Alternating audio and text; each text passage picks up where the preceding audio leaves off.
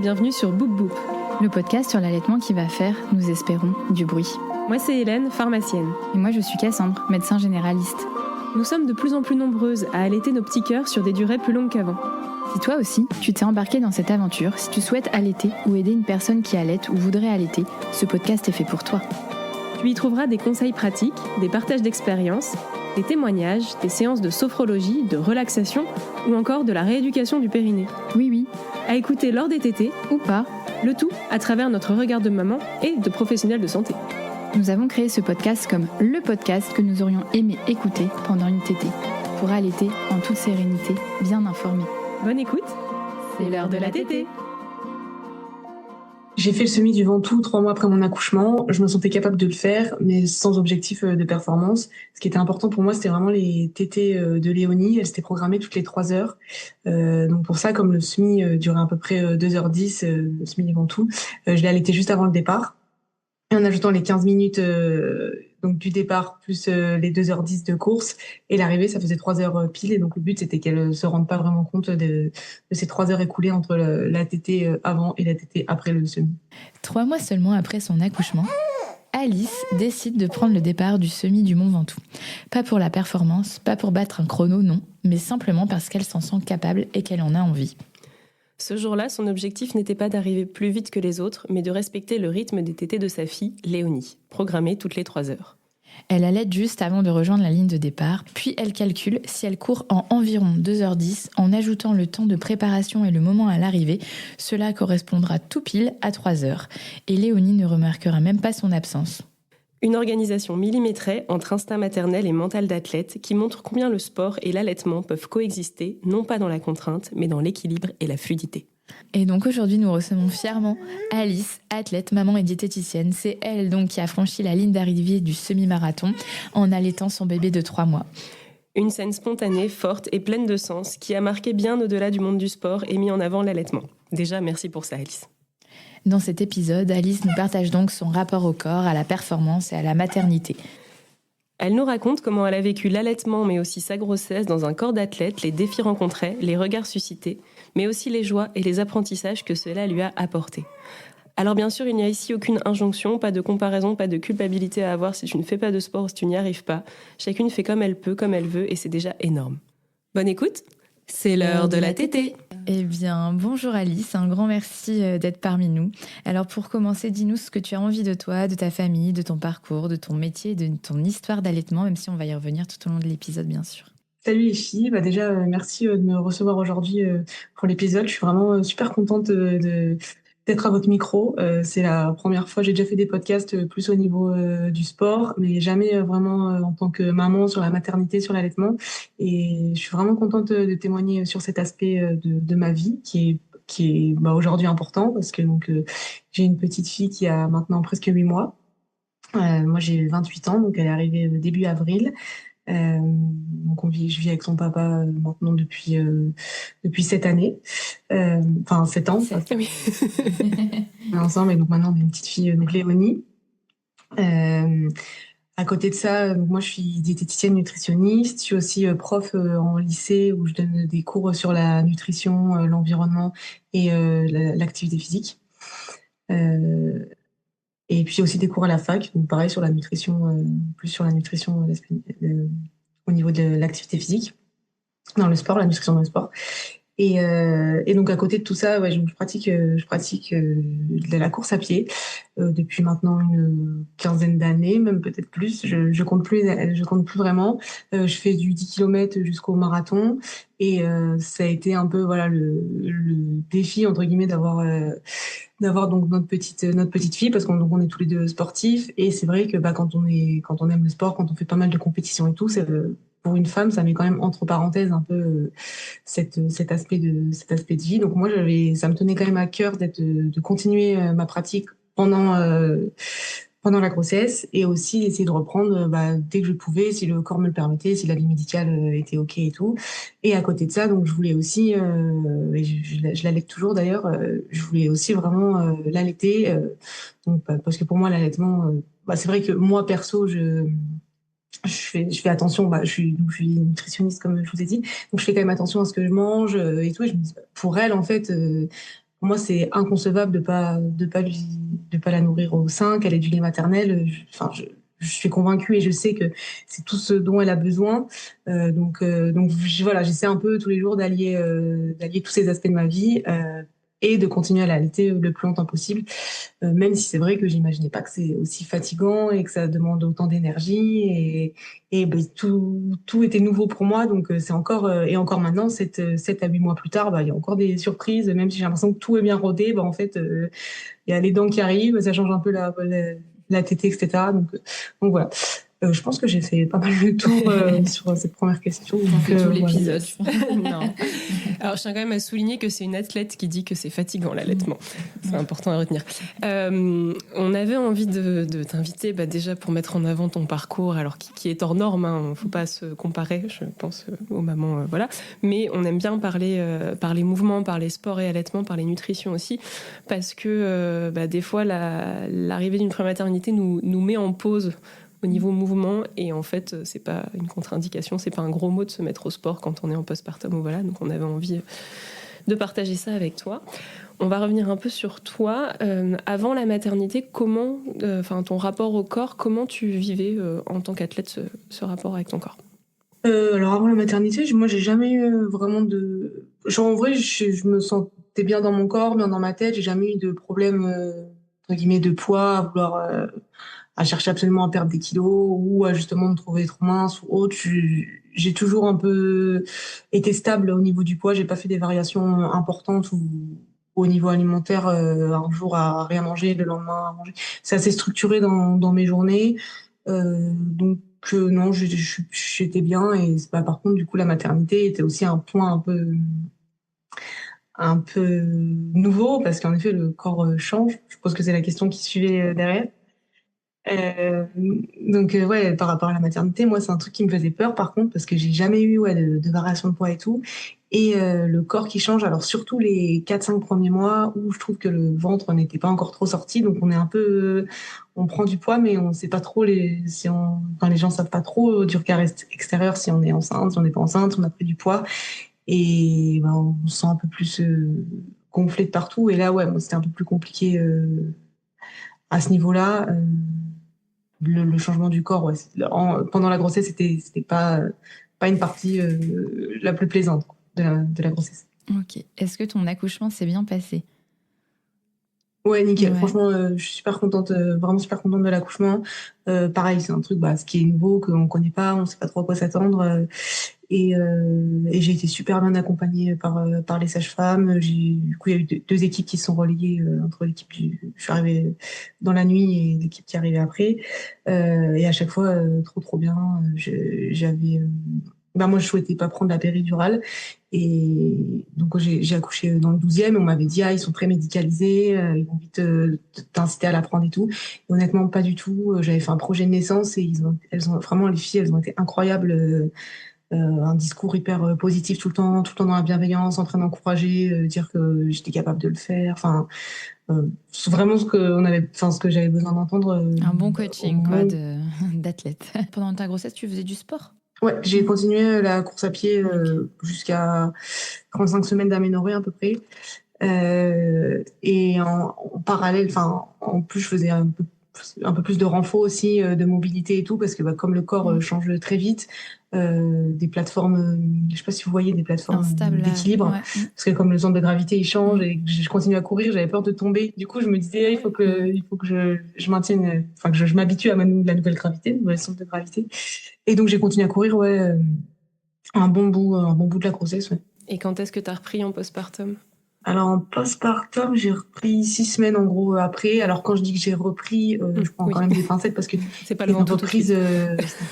Ouais, voilà, c'était vraiment de la marche, de la course. J'alterne une minute. Je fais ça pendant plusieurs semaines et l'idée, c'était vraiment de monter la durée de course à pied en diminuant la durée de marche à chaque fois. Mais au début, je vais pas partir faire un footing d'1 heure tout de suite, quoi. J'ai vraiment fait par palier. J'avais déjà repris avant de reprendre la course. J'avais fait un peu de vélo d'appart, pareil pour que le sang recircule un peu, refaire monter un peu de cardio, remuscler un peu aussi les jambes. Voilà. Et puis j'avais refait un peu de renfort aussi avant de reprendre la course à pied pour essayer vraiment que tout se passe au mieux possible, quoi. Ouais, avant 6 semaines. Donc clairement, moi là, je suis à 6 semaines. On se Je compare viens pas, d'avoir un bébé. C'est vraiment en Bah, fonction de ta félicitations, douleur. du coup. Merci. C'est vraiment en fonction de ta douleur déjà, enfin de ton corps, de ce qui est possible. Et en tant que diététicienne aussi, on voulait avoir ton regard, parce que alors on sait que pendant l'allaitement, il y a un peu la grossesse et l'allaitement. Il y a un peu les cartes qui se redistribuent. On en a déjà parlé, mais au niveau des apports dont on va avoir besoin quand on allaite, le corps va aller se servir pour faire du lait dans les réserves de la mère. Donc on a déjà parlé, complémentation, tout ça. Toi, comment tu vois, en fait, on voulait ton regard sur l'équilibre en fait, entre l'alimentation, la performance et l'allaitement. Ouais, bah moi du coup j'ai l'impression que je mange tout le temps Tout simplement. parce que j'ai faim.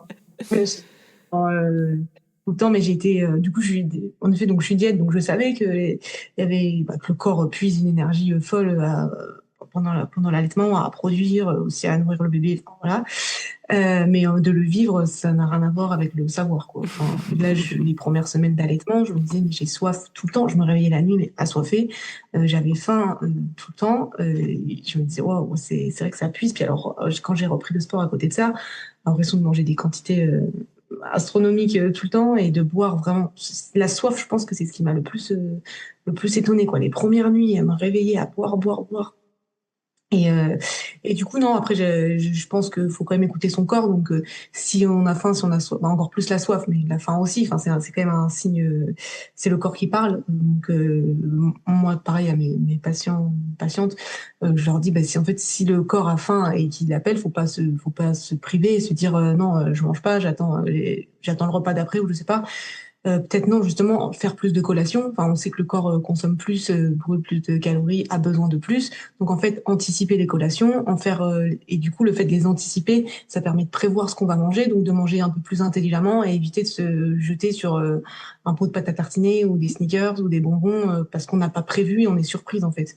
Je pense que dans l'alimentation, comme dans beaucoup de domaines, plus on anticipe, moins on se fait prendre de cours et du coup, plus on peut gérer en fait comme on souhaite le faire au mieux, quoi. Donc moi, j'ai mis en place plus de collations, quitte à en faire une le matin, une l'après-midi, et alors qu'avant j'en faisais peut-être pas le matin ou je mangeais moins l'après-midi. Donc là, j'ai augmenté et je sais qu'il y a plein de trucs qui sont sains et qui sont bons et de toute façon le corps a besoin d'énergie, donc il faut lui donner, faut pas réfléchir. T'as un exemple de collation? Je prends les snacks de Jolie Mama, là, Ouais. ils ont Ouais, trop bien. des petits carrés. Ouais. Ouais, et franchement, c'est hyper sain. En plus, c'est au niveau calorique, ça apporte des bonnes calories. Il y en a qui sont enrichis en fer, il y en a qui sont en magnésium, il y en a qui sont en collagène. Donc, c'est en plus que des trucs qu'on a besoin en plus quand on allait. Et aussi quand on fait du sport, magnésium, fer, collagène, c'est des trucs qui sont utiles. Donc moi, je me retrouve complètement dans leur collation. Je prends un petit carré avec une compote ou une banane et un carré de chocolat en plus. Après, je mange beaucoup de graines oléagineuses aussi, des noix, des amandes, des noix de cajou. Enfin, ça, j'en mange vraiment beaucoup. Et après ouais, sur les collations, des fruits, des compotes. Mais du coup, ouais, ton conseil et la clé, je pense, c'est vraiment d'anticiper tout ça, parce qu'en effet, l'augmentation Ouais. du besoin calorique fait que si on n'anticipe pas, on va se jeter sur n'importe quoi. Et on Complètement. crée des déséquilibres, des carences. Et puis aussi peut-être un peu la culpabilité de manger des trucs qu'on mange pas d'habitude. Enfin, moi, je sais que si je mets pas dans mon sac justement les petits snacks, des petits trucs pour la journée quand je pars travailler, bah forcément j'ai faim, donc je vais aller me chercher un truc à manger. Et quand on se retrouve dans le supermarché, on va pas acheter une banane et un paquet de graines oléagineuses, quoi. Donc je pense qu'anticiper c'est vraiment la clé, quoi. Et pareil, une bouteille d'eau tout le temps avec moi, quoi. J'ai oublié ma bouteille d'eau, je suis en PLS.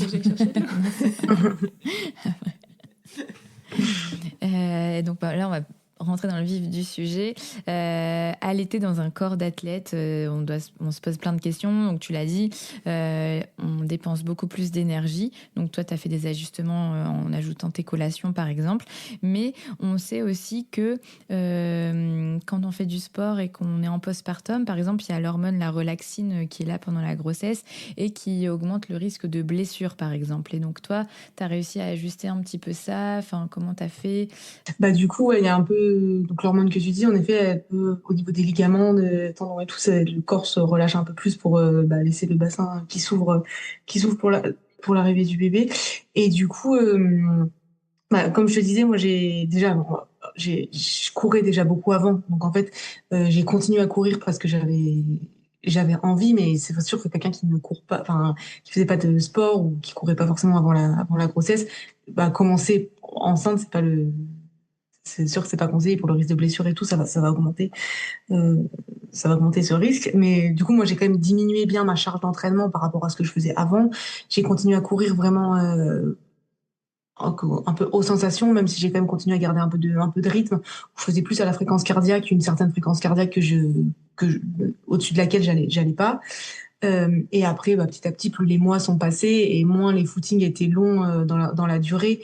Et en fait, je pense que le corps s'est régulé un peu tout seul. Tu vois, quand j'avais des douleurs, j'ai eu des douleurs au ligament utérosacré. Là, par exemple, j'en ai eu un peu. Bah, là, je coupais le footing, j'arrêtais, quitte à des fois finir en marchant ou à marcher pendant le footing.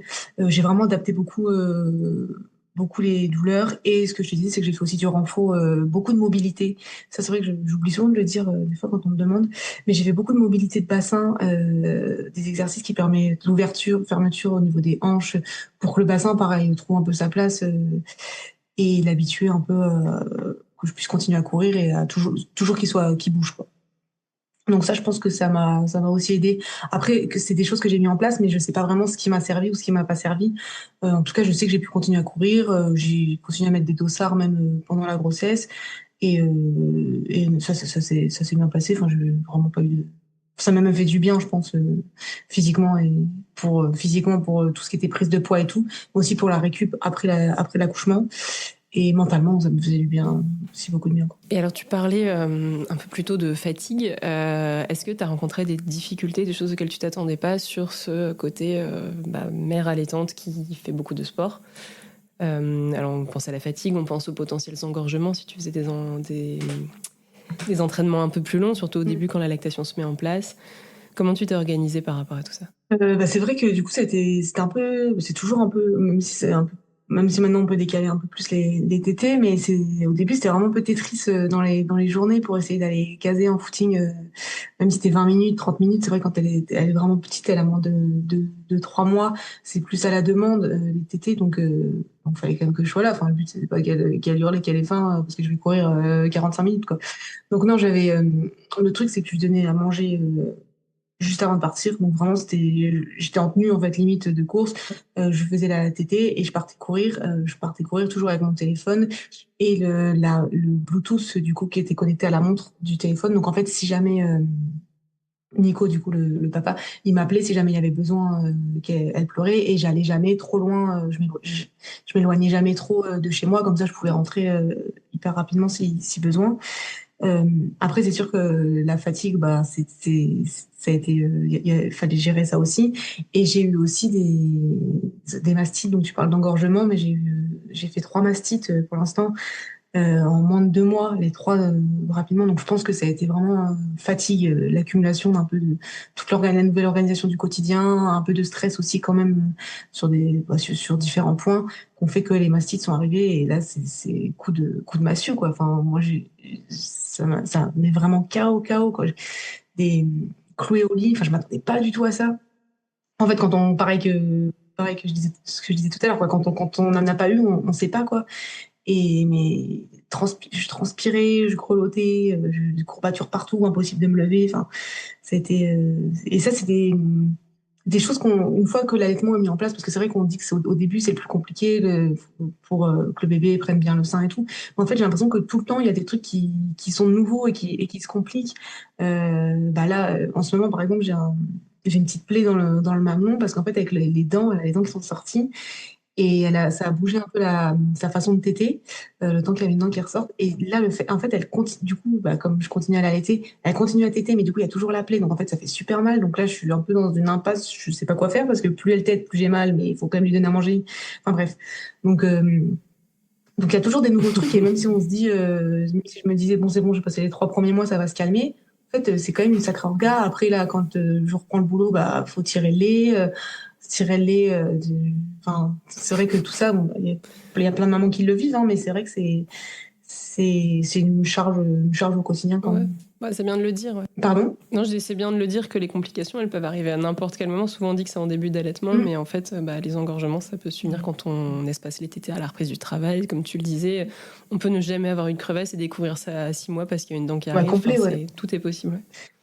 Et complètement, moi, les crevasses, je m'étais dit, ah, mais trop bien, parce que j'avais lu partout. Quand j'étais enceinte, je lisais je faisais des témoignages sur l'allaitement et tout. Et les crevasses, je disais, ça avait l'air de faire super mal et tout. Et quand j'ai passé un peu les 3 mois, je me suis dit, bon, bah, c'est bon, la tétée s'est bien mis en place et tout. Et en fait, un petit truc, les dents, un truc qui va changer un peu dans la bouche, la manière de mettre sa langue et tout, paf. Ouais. Les crevasses, super. donc ouais, c'est plein de petits trucs comme ça. Même sur les positions d'allaitement et tout, là, comme elle était dans le lit en cododo, là, maintenant, elle est passée dans son lit. Donc, en fait, avant, là, pendant 7 mois, au milieu de la nuit, la position, j'étais allongée à côté d'elle. Donc, on était toutes les deux allongées. Là, maintenant qu'elle a son lit, je suis obligée de la sortir du lit. Donc, je suis assise. Donc, moi, ça me réveille plus. Donc, du coup, c'est tout le temps de l'adaptation au quotidien, quoi. Et alors, du coup, on voulait revenir un peu sur le petit buzz, le Ventoux.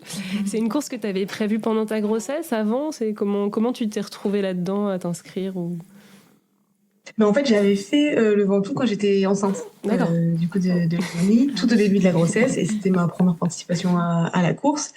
Et l'organisateur, du coup, nous avait contacté du coup avec Nico pour qu'on revienne l'année d'après. Et moi, je savais que c'était un peu chaud, je voulais pas m'engager parce que j'ai accouché début avril, la course était début juillet. Donc on a dit, Nico vient, moi je l'accompagne et je pense pas que je vais courir. Mais j'étais sur place. Et c'est vrai que moi j'avais repris un peu la course à pied, j'avais repris un peu le vélo, je me sentais bien. Et là, je me disais, je vais être sur le week-end de la course, je vais pas courir. C'est un peu frustrant quand même. Enfin, moi, c'est vrai que j'aime bien les dossards, j'aime bien, il y a tout le monde, l'ambiance de course et tout, c'est quand même un milieu que j'aime et dans lequel j'étais souvent avant la grossesse. Et donc là, je suis allée voir l'organisateur de la course le samedi, donc la veille de la course, et je me dis, c'était toujours OK, je veux bien un dossard, je pense que je suis capable de le faire. Bon, je serai pas performante comme l'année d'avant, mais c'était OK. Il m'a dit, écoute, avec plaisir, moi je t'avais dit que si tu me dis quand tu veux et tu pouvais courir, quoi. Donc je me suis dit, bon, allez, go, je le fais, quoi. Et donc j'avais vraiment pas c'était vraiment, je me suis dit, c'est trop bien, je l'ai fait enceinte et maintenant je le fais, il y aura Léonie en haut au sommet qui m'attend, donc trop bien, quoi. Du coup, ça a un peu remis l'orga du week-end il a fallu tout revoir un peu l'orga du week-end. T'avais quelqu'un pour la gérer pendant la course, du coup? Du coup, oui, on a eu pour la prendre au moment du départ. Et du coup, à l'arrivée, ils ont pu la monter en haut directement au sommet, quoi. Après, il y avait aussi le truc que du coup, comme elle avait 3 mois à peu près, il y avait l'altitude. aussi, du coup, on avait dit, elle m'a 1006. Mais on l'avait déjà montée. On revenait d'une semaine de vacances et on était déjà à 1008 la semaine d'avant. Donc, on s'était dit, 1006 normalement. Et ben, du coup, on parle des réactions du public et des médias. T'as perçu un regard quand même d'admiration, d'émerveillement, où les gens t'encourageaient encore plus. Qu'est-ce qui s'est passé à ce moment-là?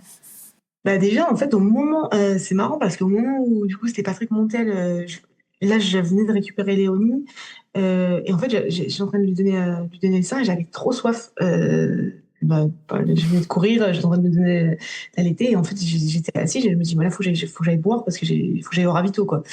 Et du coup, je la prends, j'étais en train de manger comme ça, je vais chercher un verre et en fait, là, je me retourne et vraiment, il y avait Patrick Montel avec son téléphone, mais après coup, c'est quand quand j'ai revu la vidéo, mais c'était un peu bizarre parce que après l'interview, je suis retournée à ma place et tout, mais je savais même plus ce qui s'était dit. J'ai l'impression que j'ai revu la vidéo comme si je découvrais en fait ce qui avait été dit et tout, parce que j'étais tellement arrivée de course avec mon ravito, avec Léonie dans le bras, comme ça. Là, je me retourne, il y avait Patrick Montel avec son téléphone qui commence à me poser des questions. Et en fait, ma tête était pas vraiment avec lui, quoi. Ça va, t'étais contente de ce que t'as dit a posteriori? En fait, après coup, je me suis dit, merde, quoi, il y a plein de trucs hyper intéressants à dire sur l'allaitement, sur le sport et tout. Et j'ai l'impression que c'était complètement bateau ce que j'ai dit. Et en fait, il y en a plein qui m'ont dit, non, mais c'est hyper naturel, c'est spontané, justement, c'était pas réfléchi. Et c'est ça aussi, je pense, qui a fait un peu que la vidéo a un peu tourné sur les réseaux. Mais c'est vrai que du coup, quand il la poste, du coup, c'est Patrick Montel qui la poste. Donc là, je la vois et je revois le truc. Je me dis, putain, c'est vraiment la vidéo d'arrivée comme ça. Et en fait, ça a vachement. je pense que ça a eu beaucoup de réactions parce que ça a touché plein de domaines différents. À un moment où justement la grossesse, l'allaitement, le sport, je parle aussi du sport pendant la grossesse, en postpartum, et c'est des sujets qui sont quand même abordés, mais qui peuvent être très clivants aussi. Et là, tout s'est retrouvé un peu dans la même vidéo. Et du coup, il y a eu des réactions sur plein de trucs, quoi. J'avais couru jusqu'à 35 semaines, que j'ai repris le sport, j'ai repris la course à pied 5 à 6 semaines après, que j'allaite à la course, enfin, bon, juste après. Donc c'est ça, je pense, qui a fait un peu que ça a suscité des réactions. Et de mettre en lumière ça, parce qu'il n'y en a pas beaucoup aussi. Ouais. Bah, en fait, moi, sur le moment, ça m'a pas semblé fou, en fait, de le faire. Ça m'a semblé normal. Et pour moi, c'est ce qu'il fallait faire à ce moment-là. Et quand j'ai vu un peu les réactions, les commentaires et tout, je me suis dit, bah, en fait, peut-être que le fait que ça paraisse fou, c'est peut-être en fait ça qui. Enfin, moi, je sais pas comment dire, mais je me suis pas posé autant de questions en le faisant, en me disant, ah, c'est fou, je vais lui donner à manger après un SMI, quoi. Enfin, comme moi, quand je vais courir, j'allais courir avant déjà 10-12 km, je l'allaitais après. Enfin, c'est un peu mon quotidien, en fait.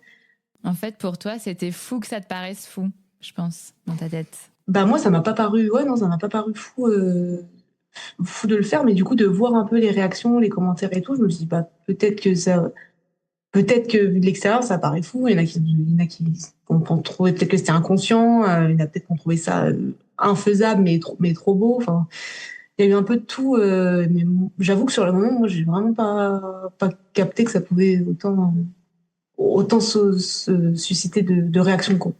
Et toi, ça a été quoi, du coup, ton ressenti après cette exposition, du coup, une fois que la vidéo paraît sur les réseaux? Donc, je sais pas si tout d'un coup, t'as pris plein d'abonnés ou t'as reçu plein de messages, ou au contraire, des trucs plutôt positifs, des trucs plutôt négatifs. Qu'est-ce que t'as ressenti par rapport à tout ça? Alors, des commentaires négatifs, j'en ai eu sur la vidéo, mais j'en ai pas reçu en perso, en message. Mais c'est marrant parce que du coup, sur la vidéo, il y a plein de commentaires et j'ai l'impression que je voyais plus les négatifs. Alors, les négatifs, il doit y en avoir 5%, quoi. Je sais même pas, mais après, du coup, les négatifs, il y a des gens qui répondaient, donc ça refaisait des notifs sur les négatifs. Enfin, bref. Et après, oui, j'ai reçu plein de messages. Vraiment, j'ai des femmes qui disaient c'est incroyable, c'est trop bien. Enfin, vraiment, ouais, vraiment, j'ai reçu beaucoup de messages, beaucoup de commentaires, plein de positifs. Ça a été relayé dans beaucoup de stories. C'est vrai qu'il y en a beaucoup qui m'ont remis en story. Nous, déjà. Alors que sur le moment, ouais, j'avais vraiment pas l'impression de faire un truc fou, quoi. Donc, bah, j'étais un peu j'étais un peu surprise, quoi. Et au début, quand j'ai vu la vidéo, et ça m'a fait bizarre parce que moi, je me vois jamais l'allaiter vraiment. Ouais, non, mais ce qui est marrant, c'est que c'est encore maintenant, c'est que tous les jours, encore maintenant, j'ai des commentaires sur la vidéo et la vidéo, elle a des likes tout le temps, quoi. Enfin, j'ai l'impression c'est encore dans l'algorithme, quoi. Bah, sinon, t'as poussé à l'extrême le allaiter partout tout le temps, en fait, et je pense que ça parle un peu à tout le monde. Enfin, voilà, on se bat pour que l'allaitement ait une place dans l'espace public. On se rend compte que dans le sport, on n'en voit pas beaucoup, on n'en parle pas. Enfin, il y a des athlètes qui commencent à parler de leur maternité, de leur postpartum, des choses comme ça. Voilà, mais c'est assez récent. Et là, le fait de voir ça, bah, je pense que ça met un peu tout le monde sur le cul. Et en fait, c'est dommage que ça devrait nous paraître complètement normal, en fait. Et en fait, ça sort de la normalité parce que déjà, il y a moins de femmes en compétition. Et c'est un truc qu'on a déjà déploré dans un épisode, mais c'est bien du coup d'avoir des parcours comme le tien parce qu'on voit sur les dossards en post-maternité, les papas ils reprennent le sport, les mamans, c'est plus compliqué de s'octroyer du temps pour s'entraîner. Et donc il y a moins de femmes sur les courses. Mais voilà, et de voir ça, et de voir que c'est pas... tu n'as pas pour autant abandonné ton enfant pour aller courir parce qu'en fait tu as continué à la nourrir, tu t'es absenté finalement que 2 heures et quelques et tu as pu complètement répondre à ses besoins. Et voilà, oui c'est une orga c'est sûr, mais en tout cas c'est beau d'arriver à maintenir le cap comme ça en fait. Mais du coup, je te rejoins complètement dans ce que tu dis parce que c'est ça qui m'a un peu surprise moi, c'est que en fait le fait que ça suscite autant d'interactions, de réactions, c'est qu'en fait je me suis dit en fait pour les gens c'est pas normal et c'est pas que c'est pas normal mais c'est quelque chose qu'ils découvrent et qui se disent waouh, alors qu'en fait non, elle était partout tout le temps comme tu dis, ça devrait pas choquer en fait et ça devrait être normal. Et là le fait de voir que ça suscite autant de réactions, je me dis en fait c'est que c'est pas normal et c'est qu'on est dans un... Mais pourtant, si on voit en haut du Ventoux un bébé qui prend le biberon, ça va choquer personne. Et en fait, du coup, ça veut dire que maintenant, la norme fait qu'on met plus un biberon à un bébé, ça choque moins qu'un bébé au sein, quoi. Et c'est là aussi que je trouve qu'il y a peut-être aujourd'hui, il y a peut-être un décalage, en fait, entre ce qui est le plus naturel possible pour le bébé. Et encore une fois, enfin, je le vois aussi dans une bibliothèque, là.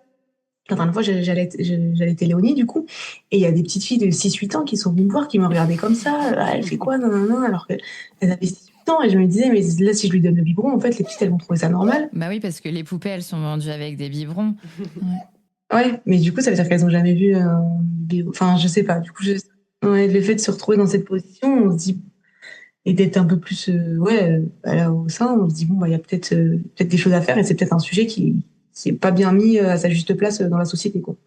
Alors du coup, on parle du coup d'être sportive et athlète de haut niveau. Est-ce qu'il y a des idées reçues que tu aimerais déconstruire, même si je pense que tu en as déconstruit un paquet là depuis tout à l'heure?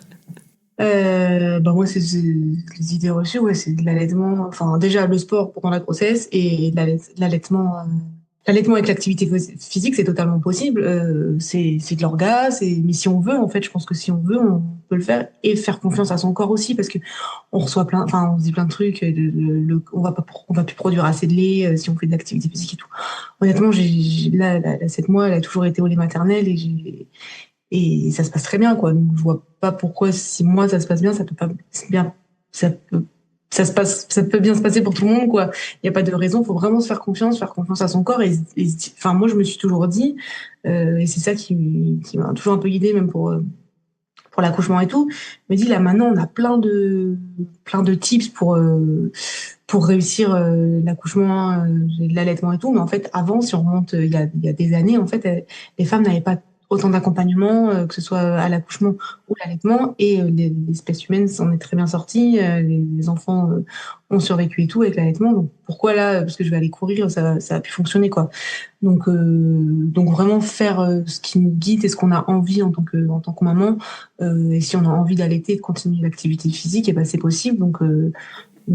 Faut le faire, quoi.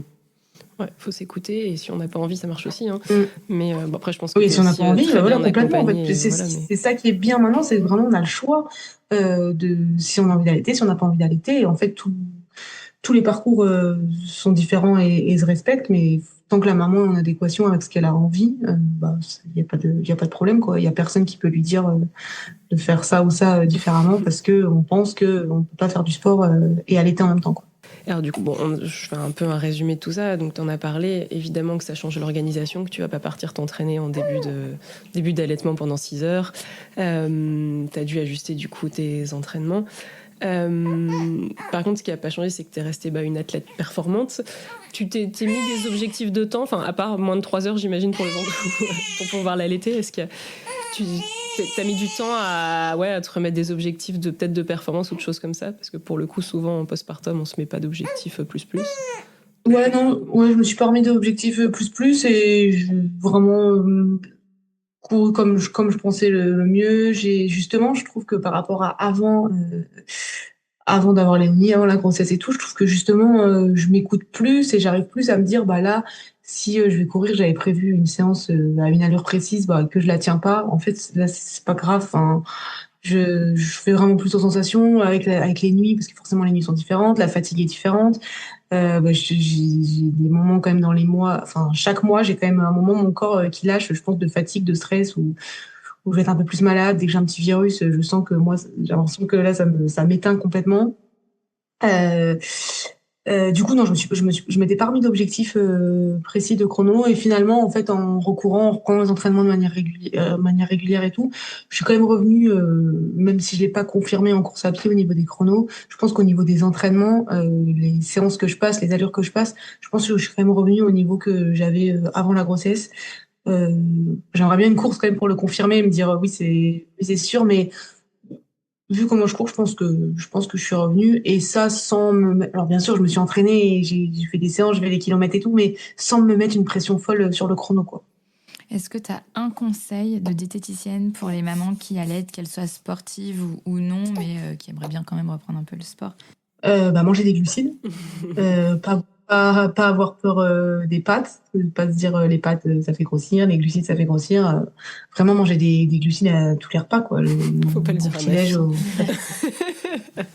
Nos enfants sont sportifs. Moi, j'ai un enfant de 3 ans, en fait, elle mangerait que des pâtes si elle le pouvait, mais c'est un autre problème.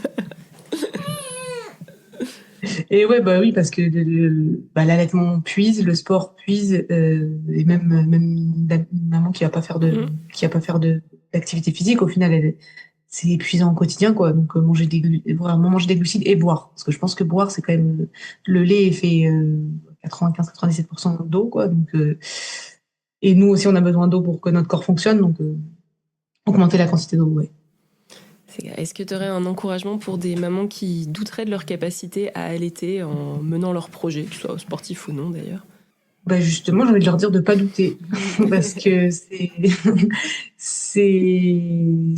vrai que c'est pas facile. Il y a plein de questions. Je trouve que l'accompagnement sur l'allaitement est pas incroyable partout, et vite on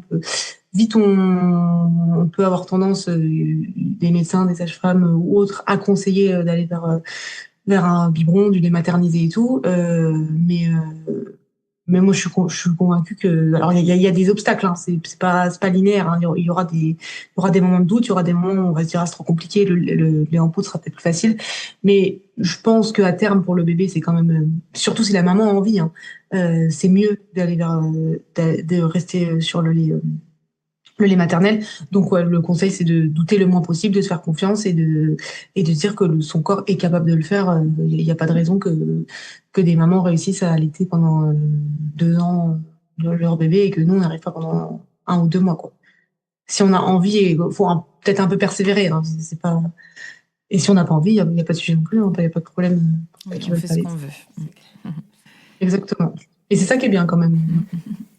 Est-ce qu'il y a un dossard bientôt, ou bon, c'est peut-être moins la saison aussi? Prochain projet?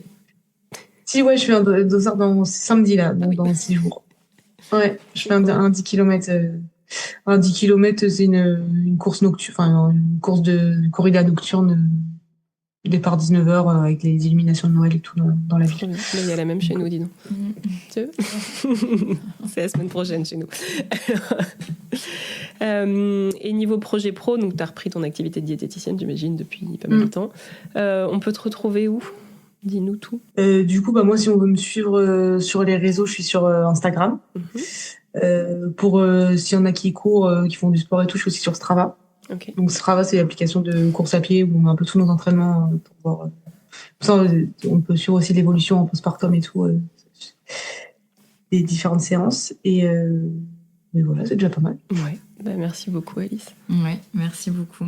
J'espère que tu en auras inspiré plus d'une, parce qu'en fait, le mouvement, c'est important, qu'on fasse un trail, un marathon ou juste une marche dans le parc. Et encore une fois, on n'est pas obligé de faire des semis, mais c'est vraiment se remettre en mouvement le plus vite possible.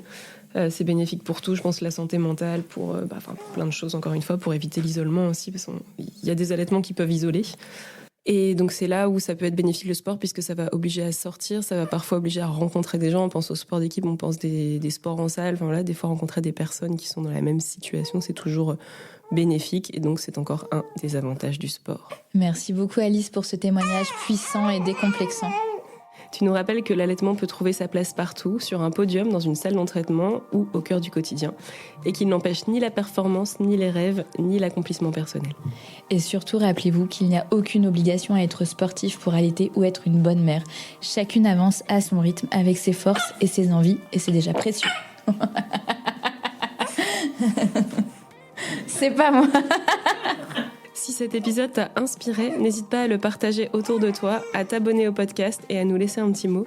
Et souvenez-vous, chaque allaitement est unique et chacun mérite d'être respecté et célébré. Ce que l'on peut retenir de cet épisode, en plus des bruits d'aimer, allaiter n'empêche pas de franchir des lignes d'arrivée réelles ou symboliques. C'était l'heure de la tétée. N'hésite pas à noter ou commenter notre podcast et à le partager pour que Bouboub soit écouté par des mamans qui allaitent ou futures mamans qui souhaitent allaiter. Pour pouvoir allaiter en toute sérénité, bien informée. C'était l'heure de la tétée.